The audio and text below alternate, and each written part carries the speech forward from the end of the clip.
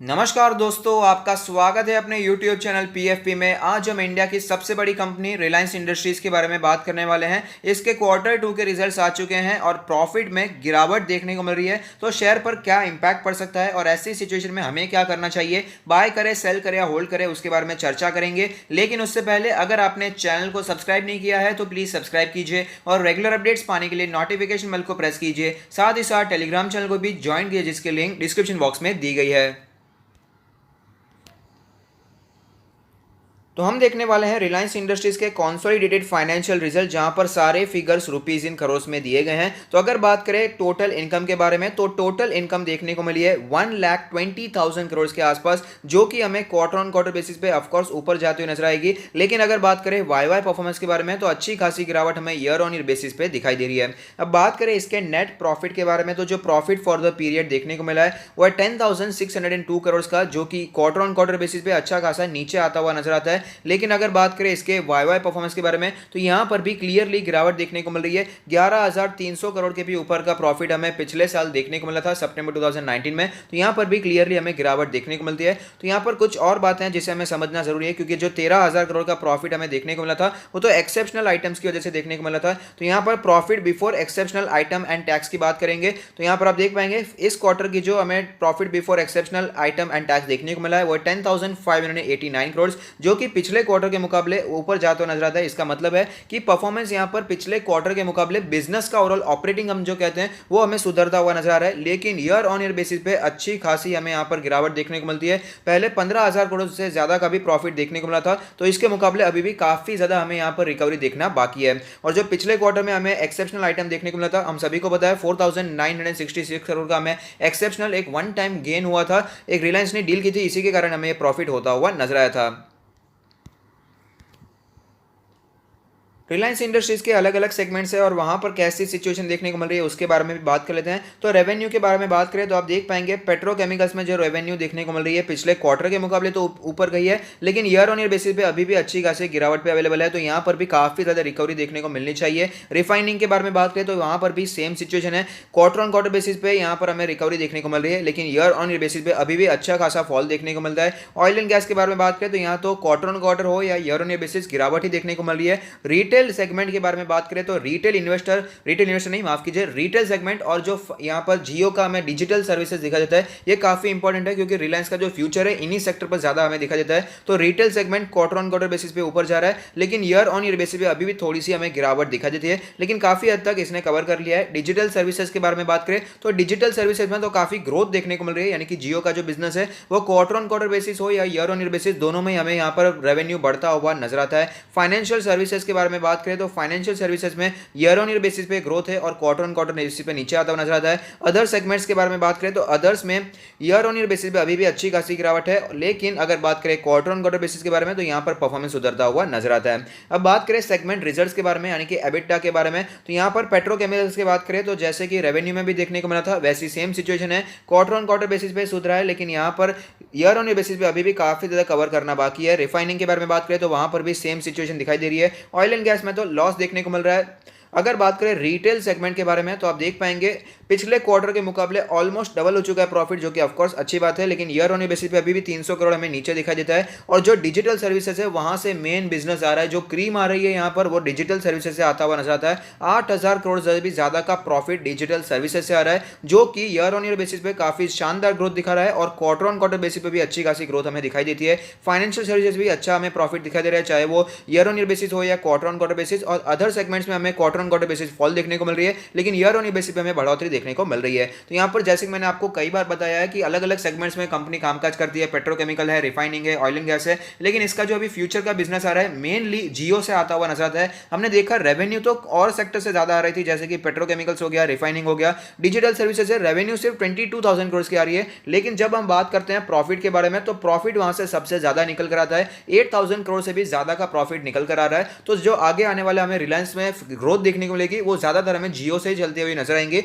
और इसीलिए मैं कहता हूं कि आगे आने वाला समय अभी जियो का और रिलायंस रिटेल का रहने वाला है। पेट्रोकेमिकल और ऑयल एंड गैस जो रिफाइनिंग भी है, वो भी रहने तो वाले हैं, लेकिन जो मेन अभी क्रीम निकलेगा प्रॉफिट का वो हमें डिजिटल सर्विसेज और रिटेल से निकलता हुआ नजर आएगा, और वहां पर ग्रोथ देखने को मिले, जो कि स्टॉक के लिए अच्छी बात है, शेयर के लिए अच्छी बात है, कंपनी के लिए अच्छी बात है। लेकिन अगर ओवरऑल समरी देखें तो हमने देखा कि जो प्रॉफिट हमें निकलता हुआ नजर आया था पहले 15,000 करोड़ का देखने को मिला था, जो कि फिलहाल 10,000 करोड़ के आसपास निकलता हुआ नजर आया है। तो ऑफकोर्स काफी कवर करना बाकी है, लेकिन जो एक्सपेक्टेशन थी उससे काफी अच्छे रिटर्न्स यहाँ पर रिलायंस इंडस्ट्रीज ने पोस्ट किए हैं।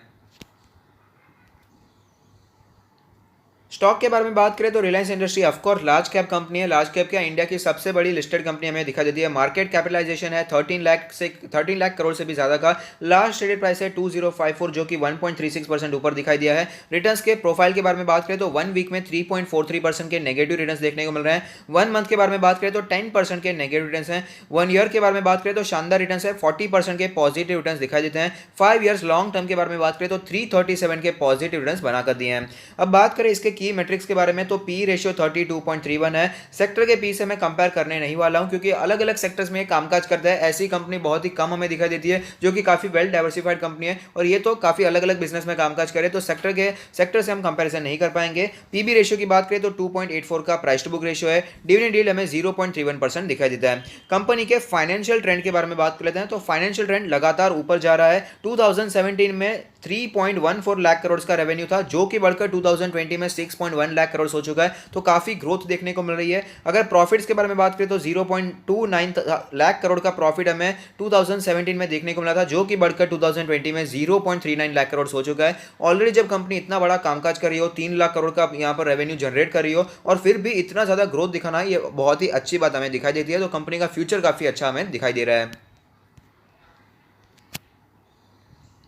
आज के डिलीवरी परसेंटेज के बारे में बात करें तो आप देख पाएंगे आज जो डिलीवरी परसेंटेज देखने को मिल रही है वो 24.72%, जो कि हम कह सकते हैं ठीक ठाक डिलीवरी है, ज़्यादा स्ट्रॉन्ग तो इसे हम नहीं कह पाएंगे। तो अब चलते हैं चार्ट्स पर, वहां पर कैसी सिचुएशन बनी हुई है उसके बारे में भी बात कर लेते हैं। तो आप देख सकते हैं मार्केट क्रैश के समय 900 रुपए के आसपास स्टॉक ने सपोर्ट लिया और काफी अच्छी तेजी दिखाई है। 2300 के आसपास ये पहुंच चुका था, 350 के आसपास पहुंच चुका था, लेकिन उसके बाद यहां पर हमें वीकनेस देखने को मिल रही है। अगर बात करें इसके करंट सिचुएशन के बारे में तो आप देख पाएंगे फिलहाल स्टॉक ने अपने 100 डेज के मूविंग एवरेज के आसपास सपोर्ट लिया है और थोड़ी सी रिकवरी यहां पर दिखाई है। इंडिकेटर्स के बारे में बात करें तो मनी फ्लो इंडेक्स का नंबर कैलकुलेट होकर आता है 27.55, जो कि काफी वीक दिखाई दे रहा है। ओवरसोल्ड कैटेगरी में ऑलरेडी एंटर कर चुका है। अगर बात करें इसके आरएसआई के नंबर के बारे में तो आरएसआई का नंबर कैलकुलेट होकर आता है 38.45, यहां पर भी क्लियरली बहुत ही ज्यादा वीकनेस हमें देखने को मिल रही है।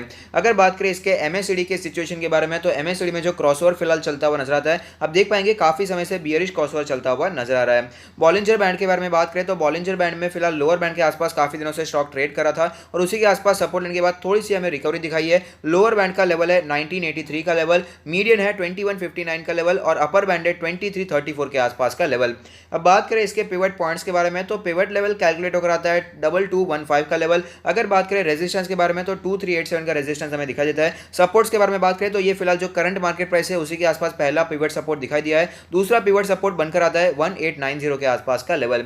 अब चलते हैं इसके ऑल टाइम चार्ट पर, जहां पर एक कैंडल 1 मंथ को रिप्रेजेंट करेगी, जिससे हमें पता चलेगा कि कैसी मूवमेंट स्टॉक में बनी हुई है। तो आप देख पाएंगे धमाकेदार स्टॉक रहा है, मल्टी बैगर रिटर्न से स्टॉक ने बना कर दिए हैं, लेकिन बीच का जो समय चलता हुआ नजर आता है 2010 से करके 2016 के आसपास का समय था, ज्यादा ग्रोथ इसमें देखने को नहीं मिली थी। एक ही जोन में बार बार ये ट्रेड करता हुआ नजर आया था, लेकिन उसके बाद जियो का आगमन हुआ और जियो जब से आया है तब से ही यहां पर हमें तेजी देखने को मिल रही है। और मार्केट क्रैश के बाद भी जब ये 2000 के ऊपर तक पहुंच चुका है, 2000 के ऊपर ये सस्टेन कर रहा है, उसके पीछे जो रीजन है वो भी हमें जियो दिखाई देता है, उसके बाद रिलायंस रिटेल दिखाई देता है। तो जियो का बिजनेस जब तक आगे बढ़ता रहेगा तब तक रिलायंस के शेयर में भी भारी तेजी हमें देखने को मिलती रहेगी।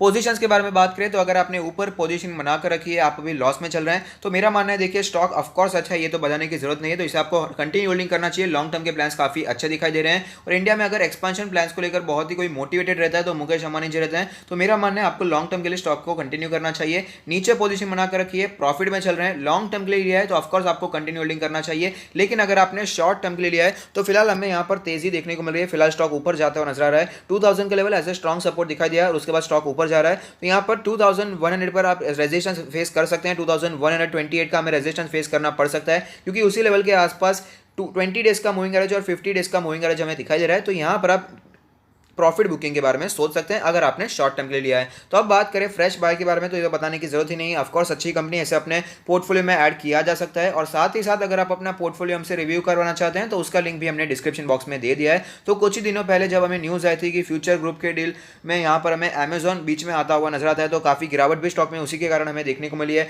2300 के लेवल से स्टॉक नीचे आकर 2000 के आसपास आता हुआ नजर आता है। तो वहां पर मैंने आपको बताने की कोशिश की थी कि 2000 का level as a strong support दिखाई दे सकता है। तो 2000 पर जो फ्रेश बायर्स हैं वो यहाँ पर बाइंग के बारे में सोच सकते हैं, और उसी लेवल के आसपास सपोर्ट लेने के बाद थोड़ी सी यहाँ पर रिकवरी भी हमें दिखाई दी है।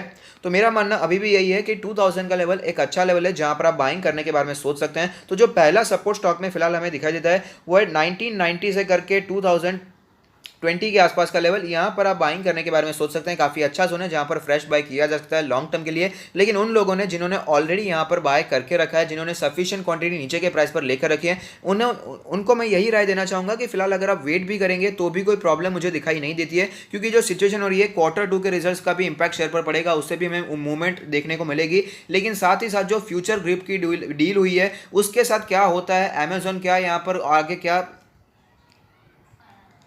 एक्शंस लेता है, डील कंटिन्यू होती है नहीं होती है, कैंसिल करनी पड़ेगी, वो भी काफ़ी इंपॉर्टेंट रहने वाला है। अगर फ्यूचर ग्रुप की डील कैंसिल हो जाती है तो ऐसे में रिलायंस के लिए एक बड़ा सेटबैक हमें दिखाई दे सकता है। तो ये काफ़ी इंपॉर्टेंट मैटर है। क्वार्टर रिजल्ट्स भी काफ़ी अच्छे हैं, क्वार्टर रिजल्ट्स को भी ध्यान में रखना है, उसको ध्यान में रख के ही हमें यहाँ पर मूवमेंट को देखना है। लेकिन साथ ही साथ हमें ध्यान में रखना चाहिए, याद रखना चाहिए कि अमेजॉन भी हमें बीच में आता हुआ नजर आता है, तो ये लंबी फाइट हमें चलती हुई नजर आ रही है, तो इसको भी ध्यान में रखकर बाइंग के बारे में सोचना चाहिए। इसीलिए अगर आपने नीचे सफिशिएंट क्वांटिटी लेकर रखी है, तो अगर आप करंट मार्केट प्राइस 2000 के आसपास नहीं लेते हैं तो भी कोई प्रॉब्लम मुझे दिखाई नहीं देती है। लेकिन फ्रेश बायर्स 2000 पे इन्वेस्टमेंट के बारे में सोच सकते हैं। लास्ट डिसीजन तो हमेशा आपका ही रहने वाला है, अगर आप लेना चाहते हैं तो ले सकते हैं, वरना अवॉइड भी कर सकते हैं। तो अगर आपको ये वीडियो पसंद आता है तो लाइक कीजिए, शेयर कीजिए, कमेंट कीजिए, सब्सक्राइब कीजिए और मुझे मोटिवेट कीजिए। Thank you, stay happy, happy investing.